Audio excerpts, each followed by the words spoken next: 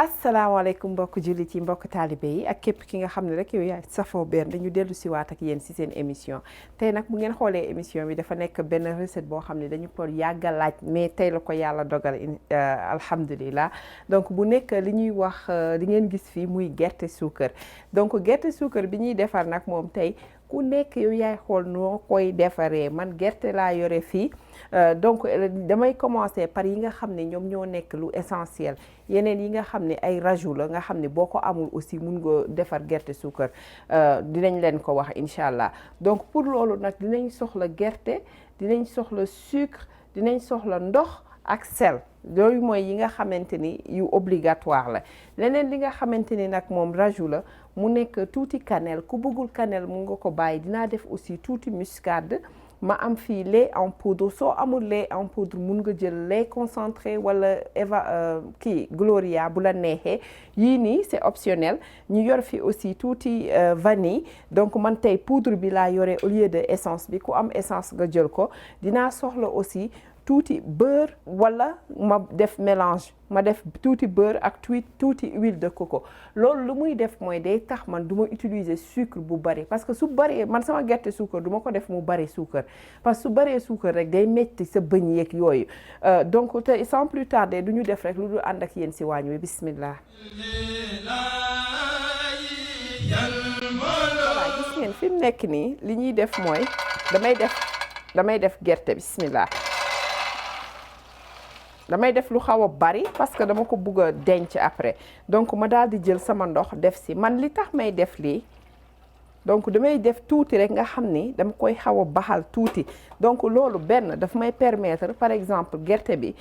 parce que dama bugg gerte suukar bu weex daal maanaam bu pas bu ñuul noonu léegi su ma ko defee day dindi tuuti couleuru gerte bi si boppam nga xam ne dama koy segg yalandi ko tuuti ñëw nag teg dafay gaaw ba bëgg a dee donc moom la ñuy def fii bàyyi ko mu bax day bax rek ñu daal di fay gaz bi wan leen incha allah niñ koy defaree. voilà gis ngeen gerte bi ni mu def nii ah donc nii rek laay def gis nga couleur bi mu am nii loolu laa bëggoon dindi donc mu ngi nii rek laay jël daal di fay gaz bi su ko defee ma dem seggi ko nag incha allah daal di ñëwaat wan leen. voilà gis ngeen kii baa ngi nii bi ma ko jëlee dama ko yalandi donc li ma leen wax rek partie baxal bi c'est optionnel su la neexee loolu yëpp mun nga ko def nga def comme man ni may ñëw def nii rek gerte suukar ak bàyyi say affaire mu kii cin bi togg ko donc damay ñëw sotti nii bismillah. nga yenn der yi jóg yi nii rek laay dindi juste pour rafetal gerte suukar bi rek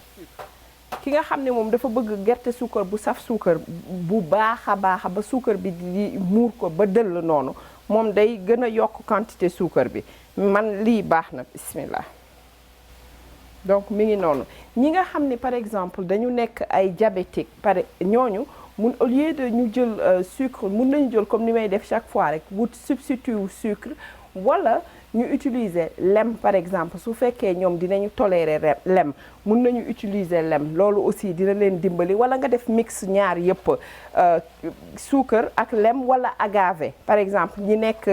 à l'extérieur ñoom dinañu am accès ci agave loolu comme genre lem la donc man des fois dama koy def bu baax sax te dina ci neex loolu tamit donc mu nekk yeneen option yu nekk noonu yoo xam ne mun nga ko utiliser léegi nag dañuy bàyyi nii muy togg ñu di ko yëngal de temps en temps bàyyi ci xel daal donc instant bi laay ñëw def tuuti pincée de sel bismillah li ma leen di wax chaque jour booy defar lu mel ni loo xam ne lu sucré la di ci def tuuti sel dafay baax parce que dafay relever goût bi bu baax a baax gis nga li ma ci def bariwul pincée rek donc ñu bàyyi ko nii ba ci kanam ak kanam après ñu door a ñëw nag yokk ci yeneen ingrédients yi nga xam ne ñoo nekk fii incha allah. voilà gis ngeen fi mu nekk nii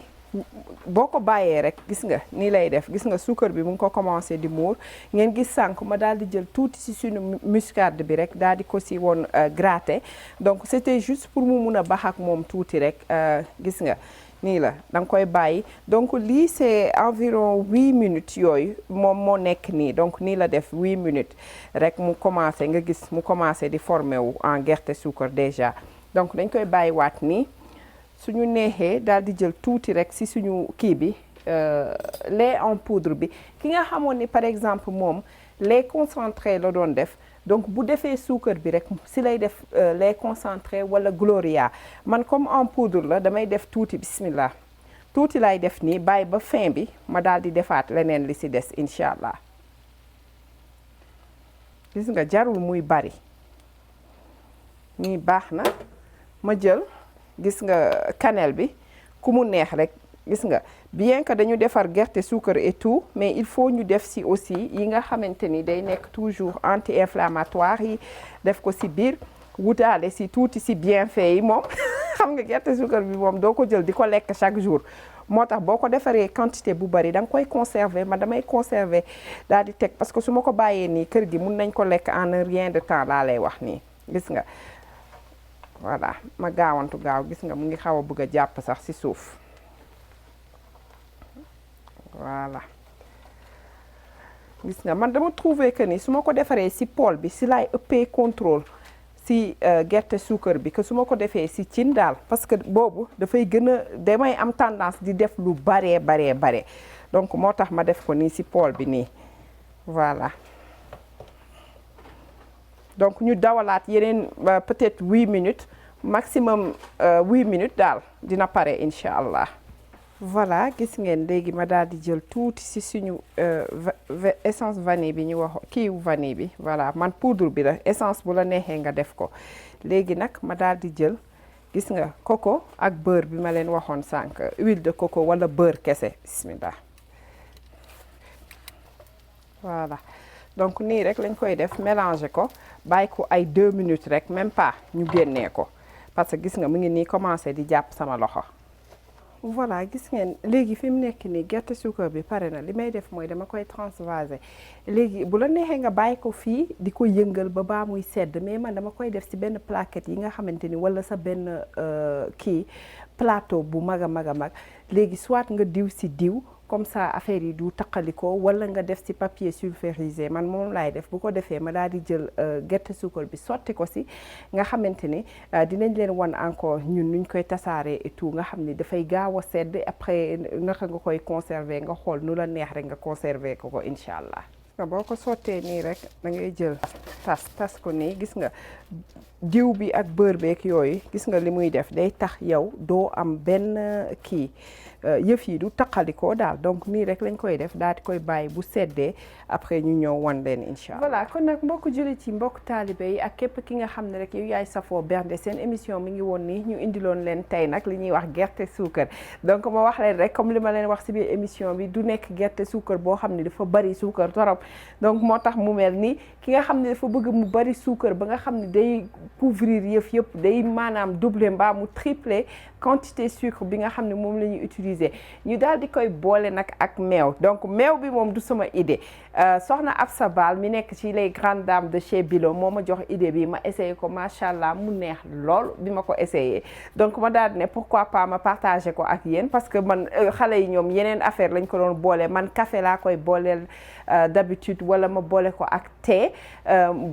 soit ataaya Sénégal wala thé nii mooy Lipton yeeg yooyu wala jasmine yi man moom laa ko doon defee mais meew bi moom neex na ci loolu macha allah di ko wax sister merci beaucoup ci innovation bi donc musuma ko woon xalaat sax man ne xaaral ma boole kook meew ndax toujours rek café laay jël. voilà li ma bëggoon attirer seen attention mooy su fekkee dafa am ki nga xam ne moom dafa am allergie noix donc bu la neexee yow au lieu de ngay utiliser gerte muy comme niñ ko xamee ni yow mun nga utiliser par exemple li ñuy wax amande wala beneen noix boo xam ne moo la noisette boo xam ne moo la neex donc yow am nga option boobu donc gerte suukar nekkul ni gerte kemb kese lañ ko mun a defaree déedéet bépp xeetu gerte rek mun nañ ko defaree moo xam ndaamaraas la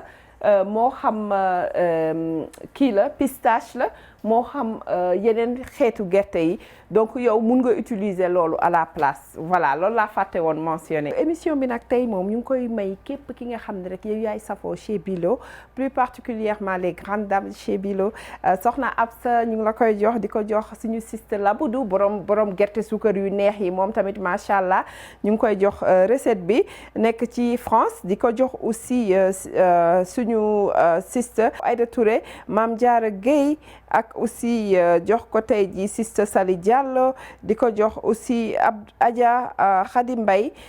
ñu ngi ko koy jox bu baax a baax a baax a baax donc suñu sœur boobu soxna Khady Mbaye ñu ngi la koy may bu baax a baax di ko may rek képp ki nga xam ne rek yow yaay safoo bernde di leen jox dig daje ba beneen yoon ak beneen xeetu recette di leen wax asalaamaaleykum wa rahmatullah